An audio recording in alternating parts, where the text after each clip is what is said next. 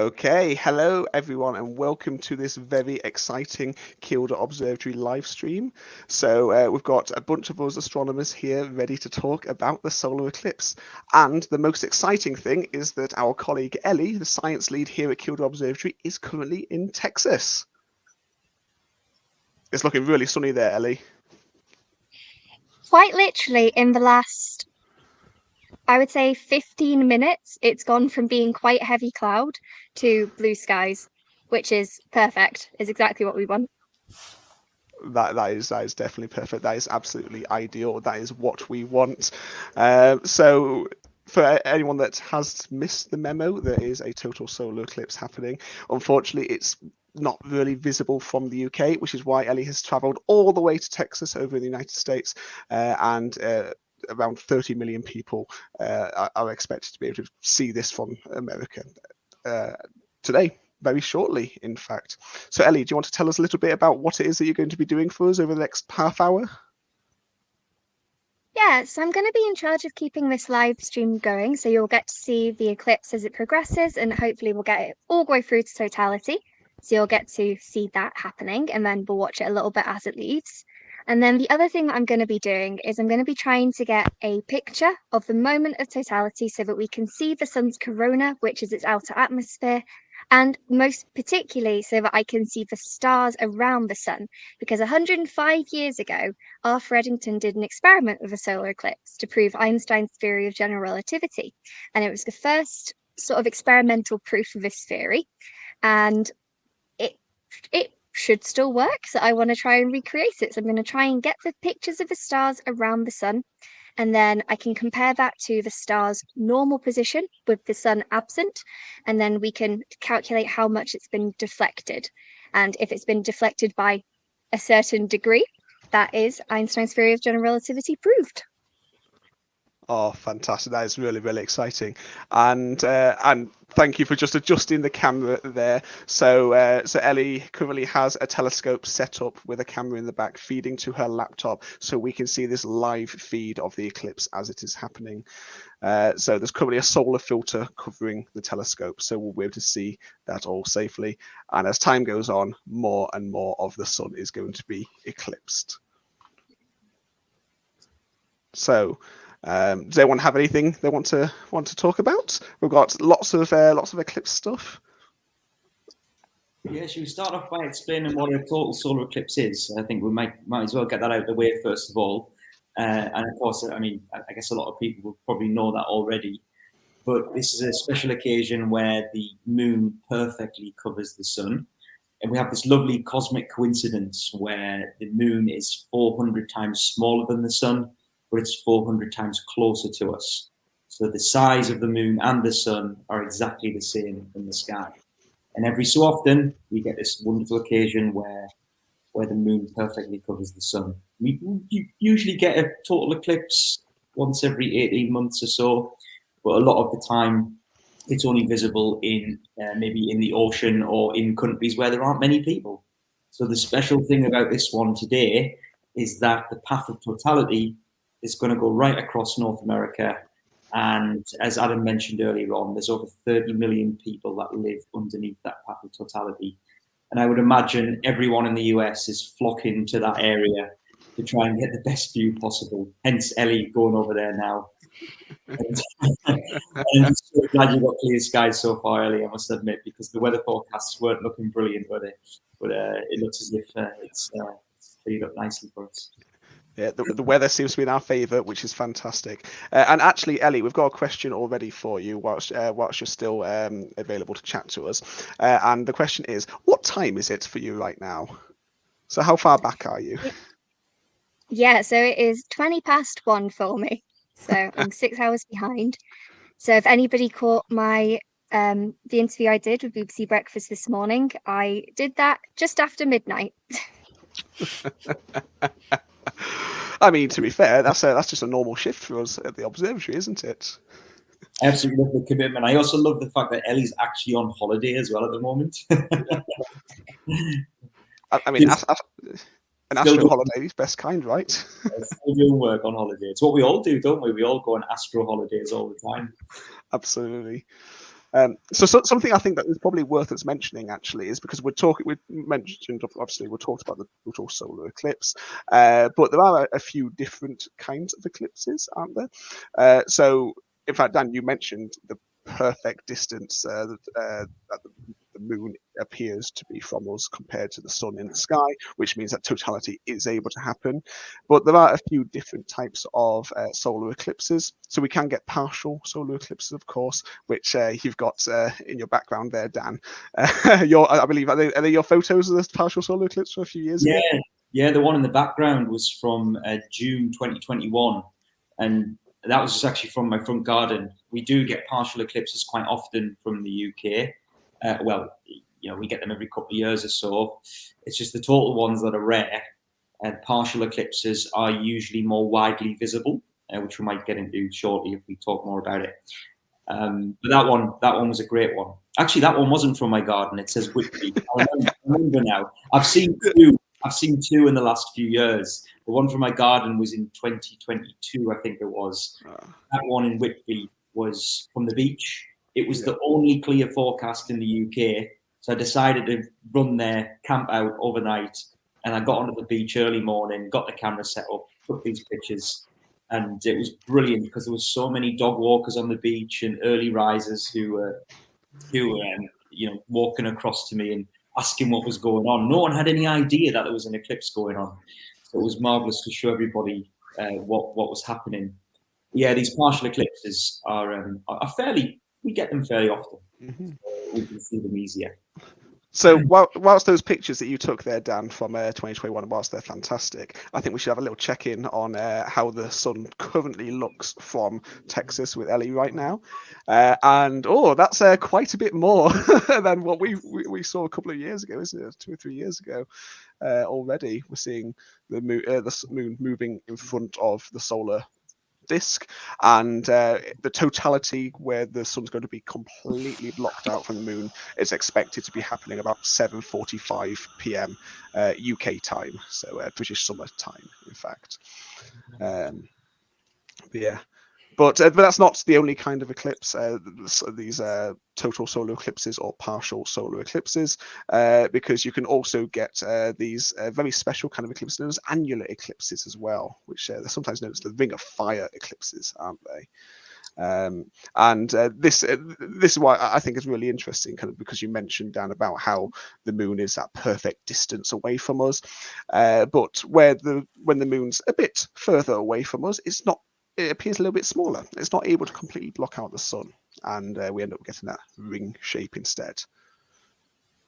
But anyway, we're talking a lot about solar eclipses here, aren't we? But you can also sometimes get lunar eclipses, can't we? And I think we have a bit of an experience in lunar eclipses in the live stream right now, don't we? Yeah, Ishbel? I remember my mum called me from her work. She works as I think she's watching now. Hi, Mum. But I remember her calling me for the last one that happened at 4 o'clock in the morning. Back when I was still in high school, I didn't stay up to 4 o'clock in the morning regularly back then. And she called me to wake me up so I could get a shot of it through my telescope. And it's still my screensaver to this day. Oh, that's fantastic. That is how committed my mother is to my hobbies. Oh, yeah. I mean, definitely. That's fantastic. So for anyone that isn't aware, a lunar eclipse is a little bit different to a solar eclipse because instead of the moon blocking out the sun, instead it's the moon that can get blocked out, because the moon can end up creeping into the Earth's shadow. In fact, there was a really, really good one. It was January 2019, wasn't it, Dan? Yeah, it was. It was. Have you got the picture of us all? I do have the picture of us all. Yeah. Oh, I love this picture. This was an amazing night. Well, I say night, it was about 5 o'clock in the morning, I think it was. We all stayed up all night, and we had a bunch of telescopes set up in a line, the cameras, telescopes, everything, and all of us watched this wonderful lunar eclipse. And I think it was actually, I think the forecast was quite cloudy, and against the odds, it cleared up, and you can see wispy clouds there. And what a view we got. So if anyone isn't aware of a lunar eclipse, it's just the opposite way around, really. So what's happening today with Ellie in the USA is the moon is passing in between the Earth and the sun, and it's blocking the sun out. But as you can see on Adam's slide, sorry for changing it back to Adam, you can see that the Earth sometimes will pass in between the sun and the moon. So what you get is you get Earth's shadow ends up being cast onto the moon's surface. Now, lunar eclipses actually are a bit easier to spot. They're usually more widely observed because the Earth's shadow is about 2.5 times the size of the moon. So it takes quite a long time for Earth's shadow to cross the moon's surface, and you can watch it for hours usually. And also, if you're on the nighttime side of the planet, which I guess half the planet always is, then you're going to be able to see it from really anywhere, to be honest. So lunar eclipses are easier to see if there's one going on. But the solar eclipses, as mentioned, you have to be in quite a specific place to see the total solar eclipse. But yeah, lunar eclipses are great. And I don't know if you've got a picture there, Adam. Have you got a picture from that night? There it is. I do, yeah. So that was a shot of the lunar eclipse from Keeler Observatory. That was using one of our big telescopes, and just with a DSLR camera on the back. So quite an easy picture to take, and anybody could do that with a modest telescope and a camera. But what you see here is when the moon gets covered by Earth's shadow, it all turns red, and we often call it a blood moon. So if you ever heard of blood moons, it's usually referring to a total lunar eclipse. Okay, so we're talking about lunar eclipses, but I think we should probably get back to the solar eclipses now. Let's get back to this stream from Texas and see where the moon is. And oh, look at that! It's really getting along now, isn't it? So we've got just under 20 minutes until we'll be reaching totality. But I don't know about you guys, I'm excited. We've got a couple of questions in the chat. One question asking, does anyone remember the last solar eclipse? Because I was only 2 weeks old, so I don't. But it was in 1999, and I believe at least 2 of you saw it? Yeah. Who'd like to go first? I wasn't very old, so I don't really remember it. So someone else can go. Well, I've got a vague memory of it. It was 1999, the last time we had a total solar eclipse in the mainland UK, and it skimmed Cornwall. But I was actually in northern France. I was luckily, for some reason, on holiday. I can't really remember. I think I was camping or something. I should have asked my mum this before I started, because she'll have a better memory than I do. But I do remember everything going very dark, and I could remember seeing the stars come out. It was just a surreal experience, the vague memory that I have. I mean, I was only 8 years old, so.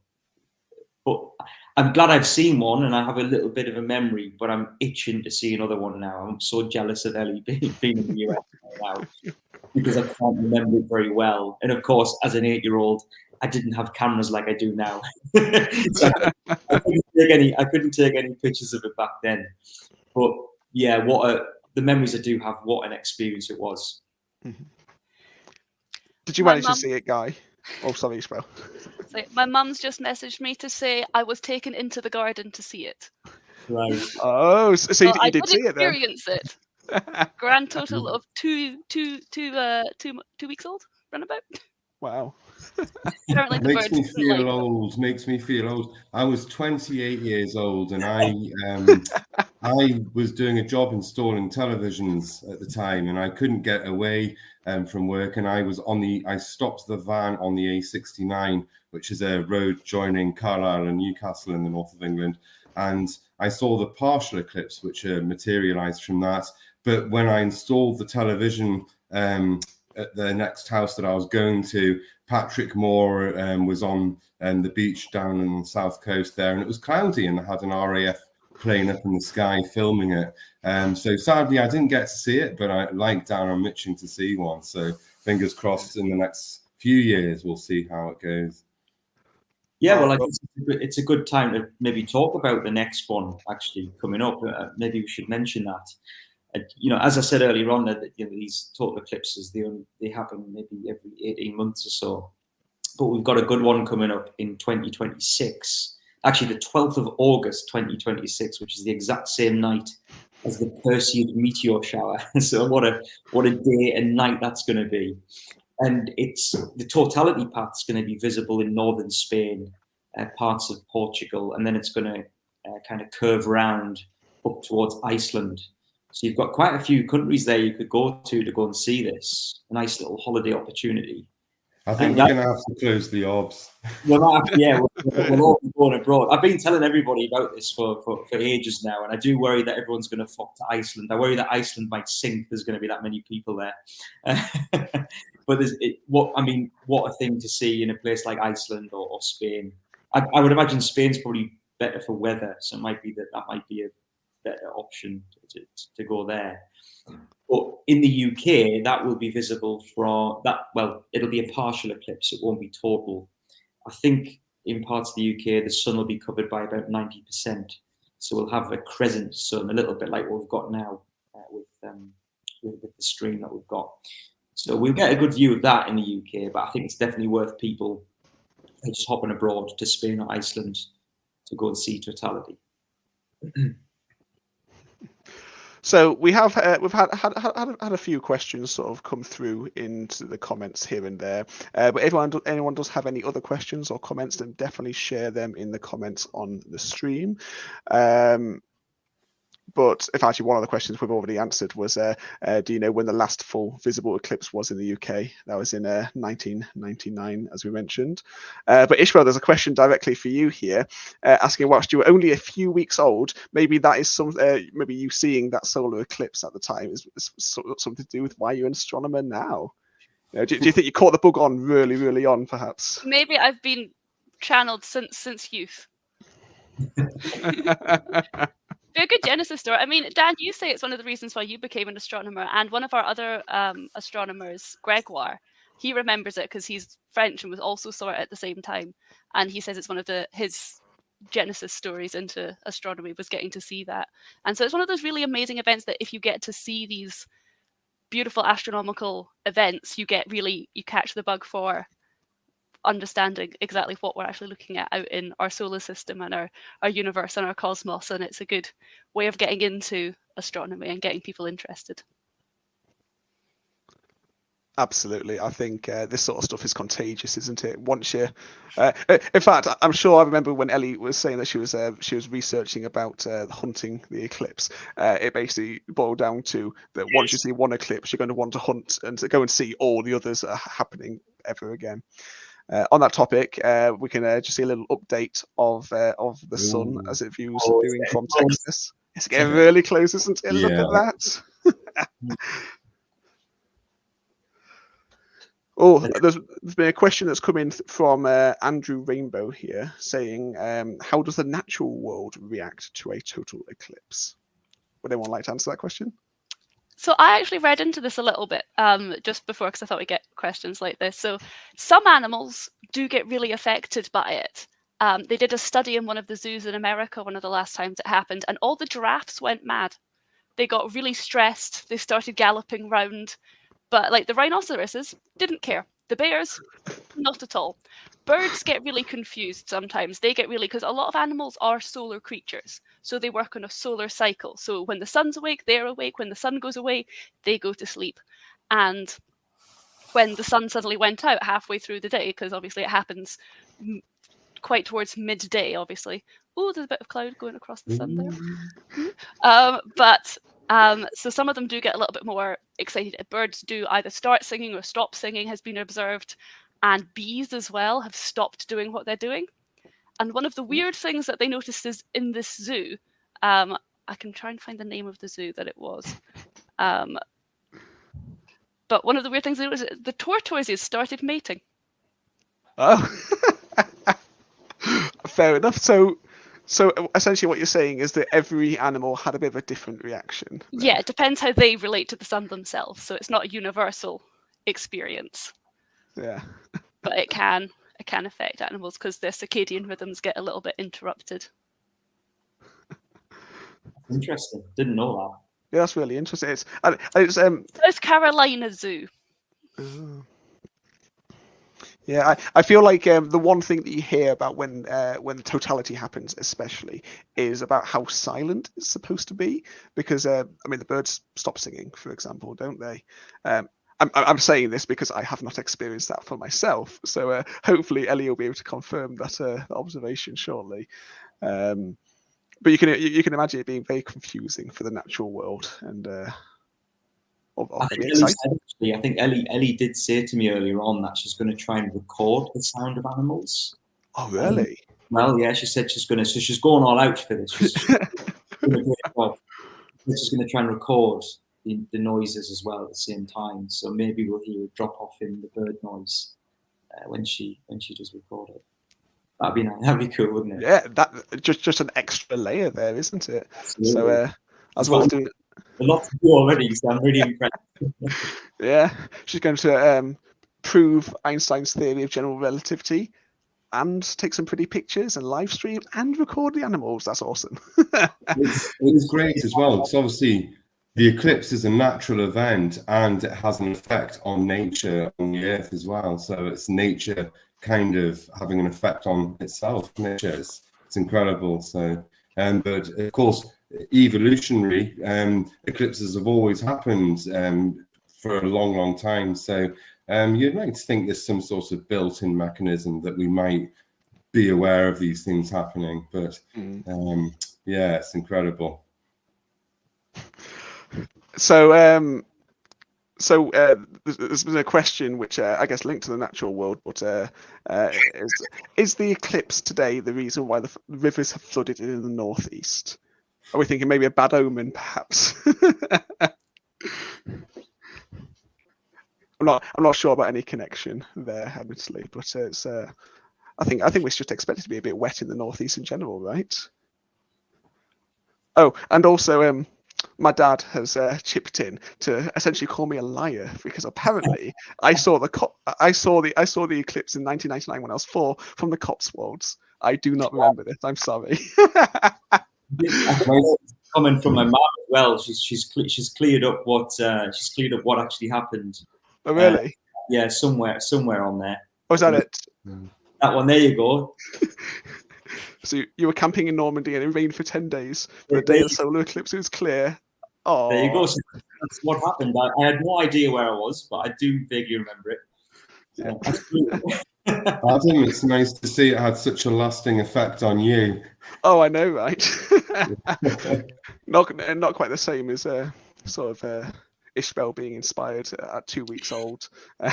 Being 4 years old, yep. I have a twin sister and she cares not for anything astronomy related, so you know. So 50% success rate. Okay. There we go. In fact, Hillary has said that she made a pinhole camera project onto a cardboard box screen following the Blue Peter instructions for the 1999 partial eclipse from London. See, I can remember whilst I can't remember that 1999 eclipse, the total eclipse. I can remember a partial eclipse. Was it 2015? Where there was a partial eclipse? 2014, 2015, visible from the UK. I can remember I made a cardboard box. I made a pinhole camera out of a shoebox, in fact, to be able to see that. It didn't go very well. My shoebox was not crafted very well at all. We did a live stream, didn't we, Dan, where we had a big screen set up in the middle of Newcastle upon Tyne, and we invited members of the public just to come along, sit in a deck chair and watch the stream, which we just managed to capture after. There's a whole backstory to that, which we haven't really got time to go into, but it was great. It was really good. Well, actually, Guy, you probably remember better than me, but we hired a huge screen, didn't we? Was it in That's right, yeah. Newcastle, and we streamed it onto the big screen. That was impressive. Yeah, it was great. Really cool. So let's see what the sun's doing. And it's okay. might be a bit cloudy at the moment, or maybe the telescope has just moved off. Or maybe totality's come early. Or maybe, possibly. We'll check it back in on that in a moment. I'm sure Ellie will repoint the telescope if needed. We've got some other questions. So one question from Steve Jones is, does the eclipse have any tidal effects at all? So it does a little bit. So the reason we have tides is actually the gravitational pull of the moon on the Earth. So the Earth's solid, but it's surrounded by water, and water liquid can be pulled by the moon, which is why we get high and low tides. We kind of create a bulge of water, and we actually just orbit in and out of that bulge of water, and that's what gives us high and low tides. So if the sun and the moon are both lined up together, then it does create a larger bulge. But that also happens mostly during full moon events as well. It's not changed dramatically just by it being completely aligned in front of each other. But it will have slightly, maybe minimally larger tides, but every full moon, every new moon will have the same-ish effect as an eclipse will on the tides. Fab. So we've had another question that's not quite eclipse related, but I think we should mention it anyway. It is by Toby Baker asking if we are excited to be leading the science tent at Deershed. So in case anyone didn't get the memo, look at Guy's face, he's very excited. Can't wait. It's going to be a great event, that. Really looking forward to it. If the weather's good, even if it's bad, it'll be great. Yeah, so for anyone that's not aware, at the end of July, we are going to be heading down to the Deershed Festival in North Yorkshire, and we're going to be leading the science tent, and we'll have loads and loads of different science related activities. So if you're there, definitely come and see us. We've got another question, this from Liz, asking, what is the difference between Bailey's beads and the corona? I can answer this one if you want. Yep. Yeah, so Bailey's beads is a stage during the eclipse. So if you, so we've just actually, I think Ellie's just mentioned about showing the stream now. If we go to the stream and hopefully the sun's come back, we'll see a crescent phase. Hopefully, has it loaded up yet? There we go. There we go. Wow. Now, we're now getting close to Bailey's beads, right? So if you think about it, the sun is kind of pretty much a perfect sphere, whereas the moon is a little bit more rugged because it's a big ball of rock. So the moon has geology just like the Earth has. It has mountains and craters and all sorts of stuff. So as the edge of the moon creeps closer to the edge of the sun, what you'll see little bits of sunlight passing through in between mountains and craters on the moon's edge, and it produces these little balls of light or little dots, and hopefully we'll get that very shortly as it approaches. So Bailey's beads is just sunlight passing through the rugged horizon of the moon. But then once the moon completely covers the sun, we'll then see the corona. The corona is the sun's outer atmosphere, and that's the bit we're looking forward to the most. Because at the moment, people may be aware that the sun is at the peak of its cycle, its activity cycle. We're currently at solar maximum, meaning the sun is at its most energetic, if you like. It's kicking out a lot of activity right now, which means the outer atmosphere is going to be a little bit more impressive than it usually is. So we should hopefully see a lot of structure in the sun's magnetic field when we see that corona. 1 minute till totality. Yeah, it's getting close now, isn't it? Look at that. Wow. So just to let you know what Ellie's going to have to do here, we've currently got a solar filter on the lens. She's going to have to take the solar filter off so then we can see the corona, because once that sun disappears completely, you don't need the solar filter anymore. We're going to need to have more light coming in so we can see the corona.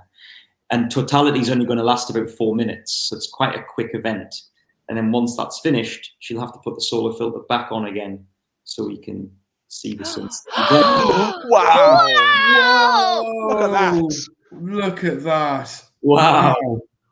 That's amazing. That's incredible. Unbelievable. Oh wow, Ellie, I'm so impressed. That's amazing. Oh, look at that little bead on top. Yeah, that's incredible. And you can really see the rugged surface of the moon there as well, you can't can you? sort of see a little bit of that corona starting to appear as well. You can see some structure in that, can't you? Yeah, Wow. that wispiness around it, the That is solar unbelievable. atmosphere. I'm so happy right now. That is Yeah. just it's so good. I think it's because we've been planning this for months and months, and to see that is emotional, actually. It is. That might actually be a solar flare going off. Do you think so? Actually, you could. Yeah, I've just asked my university group chat, and I think they're talking about it. I think that's a solar flare. Like, It is it like looks too Really? bright for the topography on the bleep, moon. Yeah. yeah? Because you'd expect Bailey's beads to be on the right-hand side rather than the top, wouldn't you? Wow. I'm just confirming with the experts right now. I just imagine how frantic Ellie is right now, because Ellie has another camera with her, and she's going to be taking pictures on another camera whilst leaving this live stream for us to watch as well. So hopefully, if she's had the time to get the pictures, we should be able to share a nice picture afterwards as well. Look at that. Wow. So for anyone that might have just been joining us, this is us seeing a live stream of the total solar eclipse from Texas. And we're lost for words. Yeah, that's completely lost for words. Looks like a diamond ring. It does. That's the diamond ring does. effect, isn't it? Yeah, oh, wow. Is that it gone? Is that it over? Was that the filter going back on, maybe? Or Yeah, possibly. Yeah, I think that's the filter going back on. Oh, yeah, there we go. That just shows you how quick it is, right? It's so quick. That was. 4 minutes is not a long time, is it? No. I hope Ellie had enough time to snap her photos to prove Einstein right. I hope she had enough time to watch it as well. Oh, that too, yeah. I got to enjoy it. Wow. Okay. Does anyone have any other questions at all? Feel free to stick any questions or comments or share your own experiences in the comments, and we'd love to hear from you. Because otherwise, I don't know about you, but I think we are all still a bit lost for words after seeing that there. 100%. I love that. That is just so good. I'm already excited for the 2026 total eclipse now. You mean when we're all going to Iceland? We need to get planning that now. Yeah, we do. Let's think of some project we can do where we can get out there and watch it. Look at that. That's stunning, isn't it? So I've just noticed in the chat, our colleague Hayden has popped up saying, doesn't matter how long an eclipse is, it's never long enough. So Hayden, of course, he the last total solar eclipse visible from America back in August 2017. Hayden went across to go and see that for himself, didn't he? So he's speaking from experience there, I think. Oh, and he's just added another fact that we haven't mentioned, that the next one visible from Kielder is in October 2135. Oh, we should have mentioned that, shouldn't we, really? We should have done. I think we'll run a special event that night, won't we? Absolutely. I wonder if we can get a trip planned where everybody can come up to Kielder and get everybody from the UK to come up and watch it. That's a good idea. I mean, the forest is big enough, right? Just. We should have mentioned as well, actually, the next one in the UK is 2090. And that's not from Kielder, but from the UK to 2090. So there's a date for you all to remember for the next one. I think I'll be 99. Ooh. Wow. I'll be gone. I'll watch it in spirit.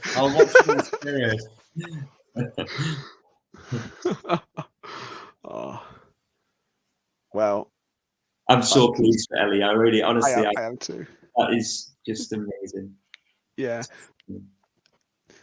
So she'll have had her eclipse glasses on, watching the partial phases, and of course, when it got to totality, should have been able to take them off, and for 4 minutes, should have been able to watch that with her own eyes, and actually, something we didn't mention as well, with the sky going much darker, Jupiter and Venus would have been visible. So Jupiter would have been on the left-hand side and Venus on the right-hand side, if I remember correctly. So the planets would have come out. And I'd be interested to know if anybody has captured the comet that's in the sky at the moment as well, because there is a comet that is just on the edge of naked eye visibility. And some people said that, and it's not far from the sun in the sky, so some people said that it could potentially have been visible during the eclipse with the sky going so dark. I'm not so sure, but I bet people have maybe caught it on camera. If anyone's been taking any wide-angle shots of the eclipse, there might have been a fuzzy smudge up towards the top where the comet would be. That would be cool. You know what, Dan? After everything you just said there, Ellie has popped up in the chat herself to say that Jupiter and Venus looked beautiful. Amazing. Obviously, too busy kind of doing. Oh, and she thinks she got the picture as well. Awesome. Yes. Hey. Whoa. So, Ellie, please send me them as soon as possible. Like now. Now, I want to start processing it so we can see how it came out. Full on Kilda Observatory collaboration there. Ellie going to Texas, going through all the work to hit the photo, then you can process it, Dan. And take all the credit. Yeah. Johnny credit, definitely. But I mean, you mentioning about the comet and about the planets, and something that I'm always really excited about when it comes to these sort of events is seeing the photos that the wide range of astronomers and astrophotographers come out with, because you can get some really, really creative results. And as you mentioned, because there's such interesting stuff in the sky, I'm sure social media is going to be full of some incredible photos over the next few days from this event here. Who's excited for APOD tomorrow? Oh, that would be kind of the most coveted sort of award, wouldn't it? So if anyone's not aware, APOD is NASA's astronomy picture of the day. So that'll be one of the best that ends up being tomorrow's APOD. I wouldn't want to be the person that decides which image to use, because there'll be thousands, won't there? Apparently over 1 million Americans migrated to the path of totality to observe this, so not including people from overseas, so there'll be a lot of images to pick from. Absolutely. It actually could be one of the most imaged eclipses in history, I would have thought. Just because of technology and cameras now. People could be taking pictures of this with telescopes and smartphones even. So I think there'll be a lot of images of this. So there's been a question that's come in asking, can you give a quick summary of what happened to explain to kids? Thanks. So just I guess a recap of this event and accessible to a young age. Anyone? Dan, do you want to take this one? I can if you want, yeah. Are you saying I'm most like a kid, so I can explain it? That's definitely what she was saying. So to try and put it as simply as possible, it's where the Earth, the Moon, and the Sun have all lined up perfectly in a line, and the Moon has passed in between the Earth and the Sun, and it's completely blocked out the Sun for us. So what will happen is, when it blocks out the Sun, the Moon will cast a shadow onto the Earth's surface, and if you're underneath that shadow, then you'll see the total eclipse. And hopefully that explains it. I think you nailed it there, Dan. And our volunteer Hamish has asked, how fast is the Moon's shadow moving over the surface of the Earth? Sending in the hard questions there. I think, you know the answer to that one, Dan. I'm sure that's something that you've prepared. Yeah, I think, if I remember off the top of my head, it's about 1,000 miles per hour, I think. Yeah. Is that right? Okay, yeah, cool. Lovely. I'm glad that was locked in my brain somewhere.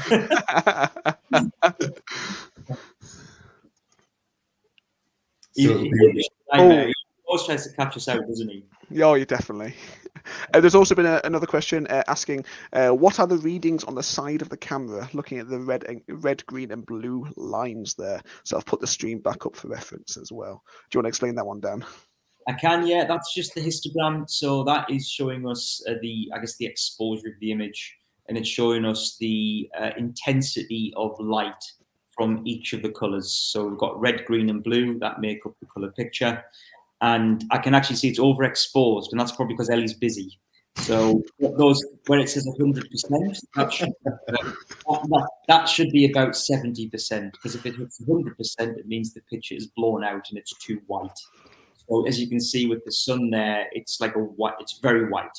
And if you were to bring it down to 70% exposure, you'd see a little bit more detail on the sun's surface. But we're not going to blame Ellie because she's very busy and she's having a good time. So she's just left there to watch. Yeah, that's just the intensity of the exposure.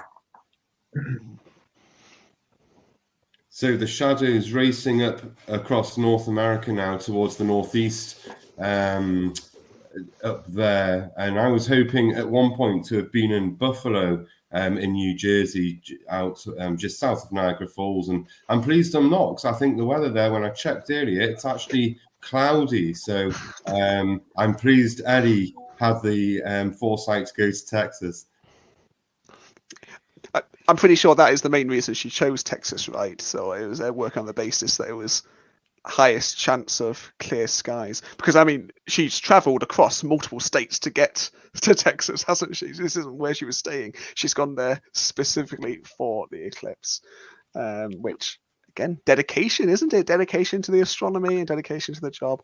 And also, Dan, I think Ellie heard you because she's now reduced the exposure and it's hovering more closer to 70, 80% now. There you go, yeah. So even though you can't see any details on it right now, if there were some sunspots visible, which there is some sunspots, but we'd have to wait for the moon to move a bit further, won't we? Then we'd see those sunspots on the sun's disk. Whereas if it was overexposed, then you wouldn't see the sunspots. Yep. And speaking of sunspots and things on the sun, I believe, according to a brief analysis by the WhatsApp group chat from the solar physics team at Northumbria University, the bright spot that we saw might have been a prominence. Wow. So that is the sun has lots of hairy bits. And when you see them side on, we call them prominences. When you see the bases of them on the front of the sun, that's what we call sunspots because they look dark. But when they're on the side of the sun, we said instead of seeing the 2 feet, we can see the big loop, hairy bit coming out of the sun. And basically it's the plasma of the sun being suspended in a large magnetic field loop that's popping out of the sun. And so that might have been the really bright spot that we were seeing on the side of the sun at totality there. I think that's the best description of the prominence I've ever heard. Yeah, I love it. The hairy bit. That's just. I wish stuff like that was explained at university level. You know, it just make it all so much easier, wouldn't it? Okay.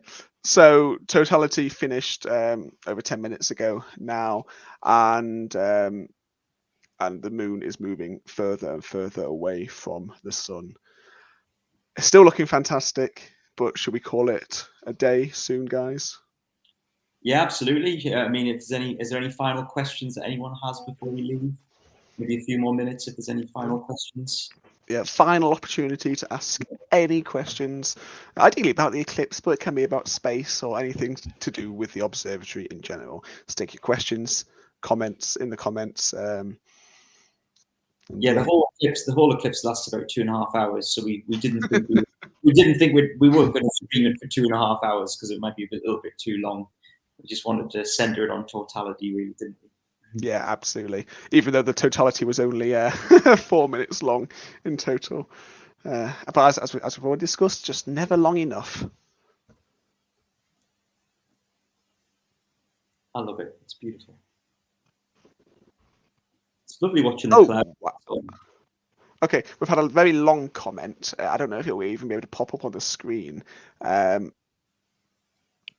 the general gist is that someone brought their son to the Kyoto Observatory, and he's now ended up doing a PhD in astrophysics in New York City as a result of visiting the observatory. I think that is the best we can hear. So thank you very much for sharing that, Hilary. That is fantastic to hear. We do love hearing these stories, and with Kyoto Observatory, with us being a charity, we do get to get out into schools quite often and inspire the next generation of astronomers. So when we hear stories like that, it always makes our day. Absolutely love it. I hope in about 15 years' time, we're going to hear a load of degree students, at least undergraduates, saying they were inspired by one of our visits with the planetarium to their school, perhaps. Possibly, or maybe, you know, in 10, 15 years time, maybe there'll be some people saying they were inspired by seeing Ellie's live stream of the sun on Facebook or YouTube instead. By the way, yeah, it is fantastic, the work that we do get to do with schools across the northeast of England, or even just people coming to the observatory itself. So it is always awesome and incredible to hear those sort of stories. So thank you again for sharing that there, Hilary. There's another question from Graham asking, when is the next eclipse and can I volunteer at Kilda? Go on, Dan, that's your area. Well, I mean, the next total eclipse, as mentioned earlier, is in 2090. And if you want to volunteer, then yeah, if the observatory is still standing, then you can volunteer.